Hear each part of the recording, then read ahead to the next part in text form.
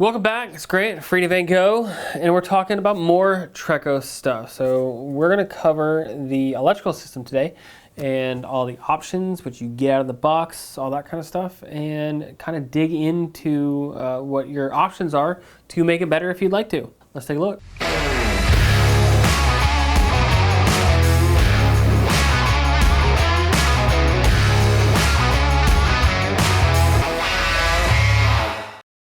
So let's talk about the Transit Echo electrical system. So out of the box, you can either get one battery and a generator, or you can delete the generator and get two batteries. Now, the batteries are 320 amp hour Lithionics batteries. They have the Never Die technology, which means once you get to 10%, the battery will turn off so that you have a reserve so that you can turn it back on, start the van, and start charging the batteries. In other situations, you wouldn't be able to do that because it would die completely, and then the BMS would shut off, and you would have to revive the battery with a battery charger to be able to go to a position to charge again. It's kind of cumbersome. That's why I really like the Lithionics situation. So you either get one 320 amp hour battery with a generator. It's a 2800 watt generator that runs off of the gas tank. So where the Sprinter Echo is propane powered, this one is gas powered directly from the fuel tank. Now, if you're worried about how long you can run it, we can also do a 45 gallon fuel tank upgrade. You'll get a crap ton more distance out of your travels, as well as basically unlimited generator running. So that really shouldn't be a factor either way. That's an easy one to fix. With the electrical system, you're also going to get a 2000 watt inverter that's going to charge at about 80 amps from shore power. You're also going to get solar. On the pop top, you're going to get 220 watts. That's going to be glued down to the roof. On the regular one, you're going to get two 170 watt panels, and you're going to get 115 watt panels that are all wired down to a ZAMP 30 amp solar controller on both variants, whether you have a pop top or not. And then that's going to be a PWM solar controller. So relatively old technology, slightly inefficient. That's going to run down to the batteries to charge the batteries from solar. And then you're also going to have a Balmer alternator that is going to be mounted in the engine bay that is ran by your AC belt. And this is going to do up to 170 amps of charging. Typically, you'll get like 60 to 80 amps at idle, and you'll get about 140 to 150 amps while you're driving down the road. And that's going to recharge your house batteries at the 320 or 640 amp hours total. So, you're looking at a chunk of hours to fully recharge in stock configuration. Now, we can do a whole lot of cool things with it. So if you have one battery and you have a generator, we can add another battery. It's a very straightforward situation. We also sell a kit that will allow you to install your own battery. Now, it's install at your own risk. It's a fairly straightforward install, and we do have instructions, but things can happen in electricity, so make sure you're careful. But we do have the option that if you would like to do it and you are handy, you can put your own battery in, or you can come to us. We can put a battery in. It all works out well. All right, so upgrading your charging. So there's a couple ways to do this. And what we're talking about when we say upgrading your charging is our goal is to make it as fast as possible for you to go from a low battery to a full battery. The only way to do that is to increase how much power is going into the battery, whether it's from solar, from the engine, from shore power. It doesn't really matter where it's coming from. Our goal is to maximize the productivity of that power into your batteries to make it either faster, the amount of time that you have to run the generator, or that you have to drive, or you have to be plugged in, or as much power as you can get from the sun. There's a whole lot of different ways to do it. Let's talk about those.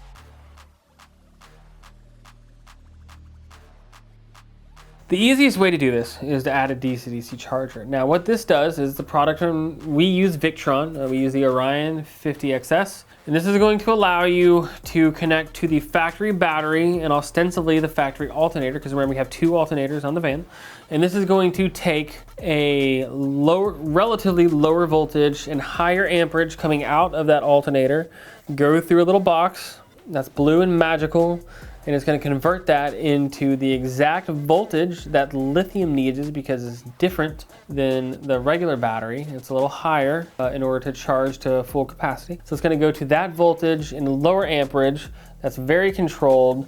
That's going to give you a precise amount of power to make sure that those batteries get fully charged while you're driving. Now what this does is allows you to run the air conditioning while you're sitting. So if the engine's running and you're sitting in the van, you can run the AC, and typically you'll never touch the battery. It provides enough power between the secondary alternator and the DC-DC charger being ran from the primary alternator to run that 80 to 90 amps that the GE air conditioner requires to do, which is awesome because in the past you would use some of your battery when you're sitting there waiting. So it's very nice to be able to do that. That was overall my goal, was to be able to run the AC while idling and not have to touch the batteries, which it does very well. This will also increase your overall charge rate to about 200 to 220 amps while you're driving. Now this number is important because the circuit breaker that is on the unit is a 250 amp circuit breaker. So when you look at doing different things like running larger solar arrays, doing bigger alternators, all that kind of stuff, you run into the chance that you're gonna put in too much power and that you're gonna pop that circuit breaker. Especially if you do a really big alternator, like let's say you do a 300 amp alternator and don't downrate it, you're gonna pop that circuit breaker because it's gonna heat up over time, because it's more than the current that it's designed for, and it's gonna pop and shut off all your power. It's not the end of the world because it's user resettable, but the important thing is here that your alternator charging plus DC-DC plus solar in theory should not exceed the 250 amp rated power of that breaker for longevity speaking. Now there's some ways to kind of get around that with solar because your solar controller is the way we set it up, it's on the same smart network as some other stuff, so like it's not gonna compete with each other because it knows one's charging, it'll prioritize that over the other. Like it works itself out. But if you like use a KISS DC-DC charger and a Victron solar controller and things aren't mapped together correctly and all this and that, like you could have some issues, which is why we're able to do things like 1,000-watt solar upgrade. This allows in really, really good sun, we can charge at 60 to 70 or so amps off of the 1,000 watts of solar on the roof. This allows you to almost run the AC in the middle of summer with barely touching the batteries, and this is going to make a much longer time in between needing to worry about moving or charging the van, which again goes to our ethos of charging fast and efficient. This is made up of 5 200-watt solar panels. We use Rich solar panels. They're relatively efficient, very cost effective. We mount them using the factory roof rack. You do have to have a factory roof rack to do these solar upgrades. If you do not have one, current day, we don't really have an option for you because there's no good way to mount that many panels without a rack. But we wire all 5 panels in series and then run them down to a 150/85 solar controller from Victron. It is a smart Bluetooth controller, so you can log into it and see what's going on and see how much power you're making or not if it's a cloudy day. That way you can plan your power usage more effectively. And then those are ran down to the main battery with some increased terminal sizes to handle the additional power. Now, if you're going on a long road trip, I always suggest that you turn the solar controller off just so that you don't run the risk of making a lot of solar and popping those breakers. The odds are very low. It's never happened to us in our van, the way that ours is configured, and it hasn't happened to any customers, but there is always the off chance that it might happen. So it is a good idea if you have the large solar array to go ahead and go in the app for your solar controller and turn that off if you're driving for an extended period of time, just to maintain the longevity of that circuit breaker. Now, the other opportunity that we have for solar upgrade is we can do the Robotios, the actuated solar system that follows the sun depending on which way you're facing, and it'll angle the solar panels to match it. That will also help produce a ton of power in a short amount of time. It's a smaller overall footprint than the 1,000 watts of solar, so if you have more things to put on your roof, like boxes or more Starlinks or Peplink routers or things like that, it may be the better option for you.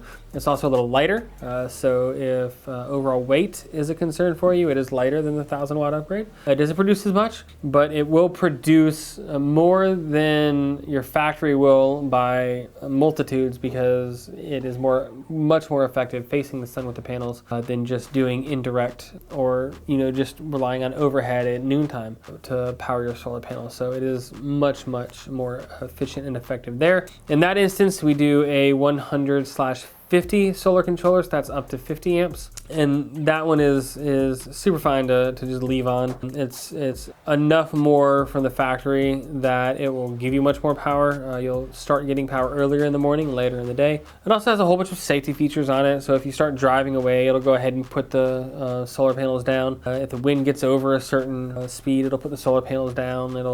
The display will tell you what the optimal heading to park is, so that you can maximize your solar production through the entire day. It's a really, really cool product that has been absolutely amazing on the Spreco.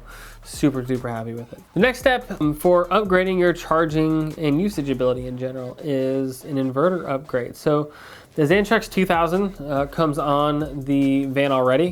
We can do a 3,000 watt Xantrex. It's more than just 1,000 watts. It also gives you about 40 amps more charging from shore power. So whether it's your generator or you're plugged into a 30 amp or even a 15 amp, you'll be able to charge at 120 amps DC, which is going to significantly speed up going from 80 to 120 if you're filling up back from empty after the night. If you've been running the AC or something like that and you want to run the generator in the morning, it'll shorten the time span that you actually have to run the generator in order to fully charge your batteries. You are still limited to like not run the AC and the microwave at the same time, but it's always better to run your inverter not at maximum. So like if you're running a hairdryer at 1800 watts and you have a 2000 watt inverter, it's always in general better not to run an electrical item at its peak. So using a 3000 watt inverter allows you to run it lower in that threshold to maintain longevity.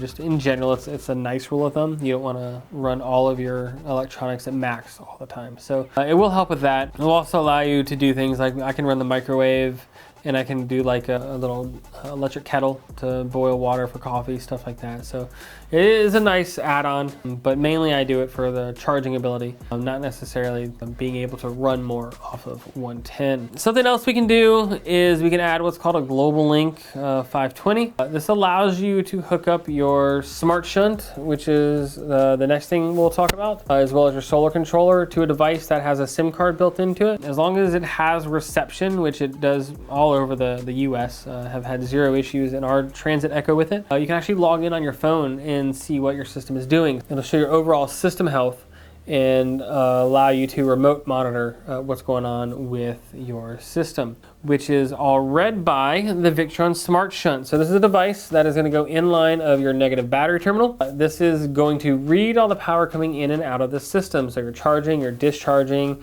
It'll use that along with some values that we put in when we program it to give you the overall health of your battery system. It'll be in a percentage. It'll show you your overall percentage. It'll also show you your voltage, your current, which means how much you're using or charging in the system, how long you have until that's empty, and a whole host of other trends and historical data if you're a data nerd like me. All of these systems you can do independent of each other. There isn't anyone that relies on needing this to do before that, to do that. Like you can do an inverter and nothing else. You can do a smart shunt and nothing else. Like the worst thing is the lithium batteries. You can't look at them both at one time. That's why we do the smart shunt, because if you have two batteries, you gotta go into the app, look at one battery, come out, go look at the other battery.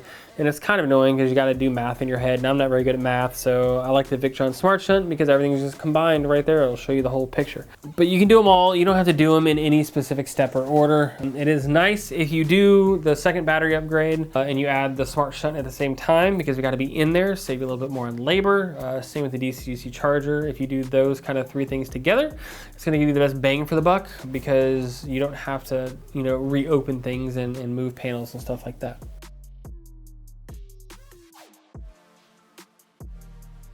For communication, we can do Starlinks. We historically have done the high performance. Nowadays, you can just get your own Starlink Mini. It's super easy just to throw in the front dash. It's very cost effective. The high performance is a little bit more effective if you're in some kind of tree cover, stuff like that. It works a little bit better in storms because it has a more powerful dish. It can get signal a little bit better, but if it is not dead need that you have to have signal all the time, the Mini is an absolute game changer, in my opinion, for what's able to be done. So you can kind of use that for what you want. The other thing we can do is the WeBoost. It's a cell antenna booster. We mount the antenna, we mount the unit inside, and then there's a floating antenna on the inside that you move to where you're working at. Now that antenna on the inside has to be within 6 or so inches of the phone to work the best. Basically, if you have 1 bar signal, it'll give you another bar. If you have a bar signal but you don't have data, a lot of times it'll give you just enough reception to get data. It actually saved me once. We were at an event and the cable on our Starlink broke, so I had to use the WeBoost,